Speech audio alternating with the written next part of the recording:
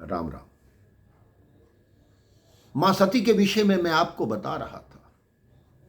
मेरे भाई बहन, संसार में सबको समझाया जा सकता है, लेकिन तीन को नहीं समझाया जा सकता।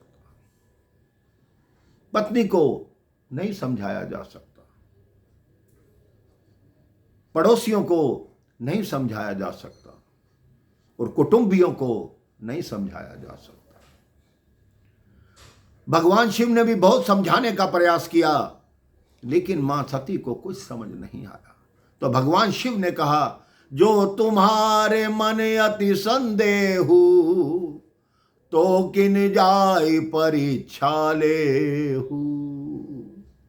मेरी एक शर्त है कि परीक्षा लेना तो अपना विवेक मत खोना। फिर भी सती को भगवान शिव की बात समझ नहीं आती, सत्य नहीं लगती। शंकर जी ने मन में सोचा कि मेरे कहने से शंका दूर ना हो तो कल्याण नहीं होता, शायद राम की यही इच्छा होगी। होई है सोई जो राम रची राखा, को करी तरक बड़ा वही शाखा। भगवान शिव ने कहा कि होगा तो वही जो प्रभु श्री राम चाहते हैं। जब ये मेरे रुकने से रुक नहीं रही, मेरा कहना मान नहीं रही, तो अब तो वही होगा जो प्रभु श्री राम चाहेंगे। शंकर जी राम नाम लेने लगे। अस कही लगे जपन हरि नामा, गई सती जहां प्रभु सुख दामा। सती जी वहां पहुंची तो सोचने लगी कि अब इनकी परीक्षा कैसे लूं। उन्होंने मन ही मन विचार किया और मां जानकी का रूप, मां सीता का रूप धारण कर लिया। जिस जंगल में प्रभु मां सीता को ढूंढते हुए आ रहे हैं, वहीं सामने वृक्षों के झुंड से मां सती जो सीता रूप में थी वो बाहर निकली। लक्ष्मण जी ने देखा, राम जी ने देखा, दोनों उनकी तरफ भागे। प्रभु श्री राम भागे, लक्ष्मण उनसे तेज भागे। दोनों आके उनके चरणों में गिरे। राम जी भी चरणों में गिर गए और बोले कि हे मां सती, आज भगवान शिव को कहां छोड़कर आई। सती जी की आंखें बंद हो गई। लज्जा के कारण उनकी आंखें नहीं खुल रही थी। जब उन्होंने आंखें बंद की, मन ही मन देखा कि राम, लक्ष्मण और जानकी तीनों साथ हैं।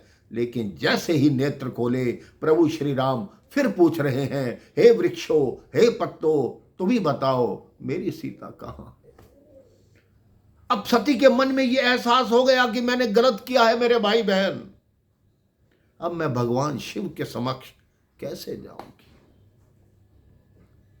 वो चली गई भगवान शिव के समक्ष। भगवान शिव ने कहा, अब बताओ क्या कहना चाहती हो। यहां सती ने बात छुपाई और कहा कि मेरे मन में विश्वास हो गया कि वो भगवान है। भगवान शिव ने कहा, तुम सत्य कह रही हो, तुमने और कुछ नहीं किया। भगवान शिव ने अपने नेत्र बंद किए।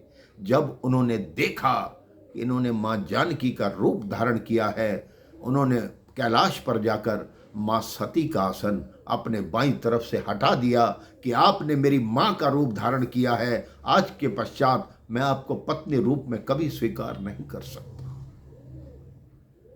तो ये मानस का पहला प्रसंग है मेरे भाई बहन, कि राम कथा सुनने के लिए हम कहां से कहां जाते हैं, लेकिन उस कथा को अपने मन में बिठाएंगे, राम जी के पावन चरित्र को समझेंगे, मानस के एक एक पात्र का जीवन देखिए कि भाई के साथ भाई का प्रेम कैसा होना चाहिए, पिता के साथ पुत्र का प्रेम कैसा होना चाहिए, पत्नी के साथ पति का प्रेम कैसा होना चाहिए, भाइयों के आपसी संबंध कैसे होना चाहिए। ये हमें मानस सिखाती है। आपके घर में मानस है, हर घर में मानस है, लेकिन उस मानस को अपने मन में बसाएंगे तभी आपका जीवन सफल होगा मेरे भाई बहन। राम राम, जय श्री राम।